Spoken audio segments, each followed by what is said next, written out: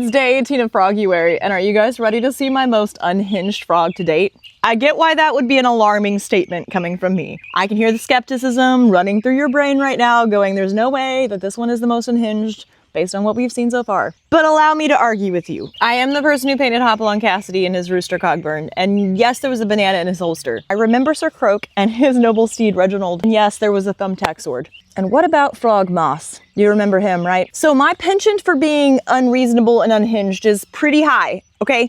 I painted a Frobbit. Hoppit.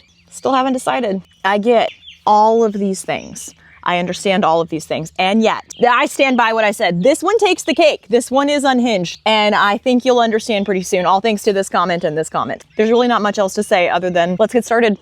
Welcome back to Froguary, everybody. If you're new here, hi, I'm Rachel, and I think life needs to be more whimsical. So in pursuit of that, I paint weird things, and sometimes unhinged things. So welcome to my weird corner of the internet. For today's painting, I was asked to do a frog version of Circe from Greek mythology. And I'm a huge story person and a huge book person, so when this request was presented to me, I could not resist. That led me to the problem, what does Circe look like? Because obviously I'm not really looking for physical characteristics, as this is a frog and she does not look like a human. I was more concerned about what are some normal classic interpretations of the way she looks. Like, is she normally carrying something? Is she normally depicted in a certain way? And how do I interpret that into a frog? My late night musings and Google searches brought me to this painting. This painting is a depiction of Circe offering the cup to Odysseus by the great John William Waterhouse. Now, I just have to make a disclaimer that I'm sure is obvious. I am not John William Waterhouse. I have no delusions of grandeur that I'm anywhere close to his level of skill. However, what I do have is a healthy dose of insanity, a box of art supplies, and too much free will. So while John William Waterhouse would be rolling over in his grave, I really do like his paintings, and I just really had a lot of fun with this one. Now, if you have the time and the desire, I would Google this painting and look at the details closer, because this painting really is beautiful, and I had to cut a lot of it out just for space sake. But this scene happens as Odysseus's men have mostly been turned into swine by Circe, and he goes to confront her. I want to read part of it really quick. Homer writes, "Once they drained the bowls she filled, suddenly she struck with her wand, drove them into her pigsties, all of them bristling into swine with grunts, snouts, even their bodies. Yes, and only the men's mind stayed steadfast as before. So off they went to their pens, sobbing, squealing, as Circe flung them acorns, cornel nuts, and mast, common fodder for hogs that root and roll in mud." So Circe was intense. These were warriors. So let me go over some details with you guys. This is Circe. Here in the mirror you have Odysseus and one of his unfortunate crew members that she turned into a wattle pig beetle. Down here, instead of a cherub, there's a frog head, and instead of a cup, there's a flower.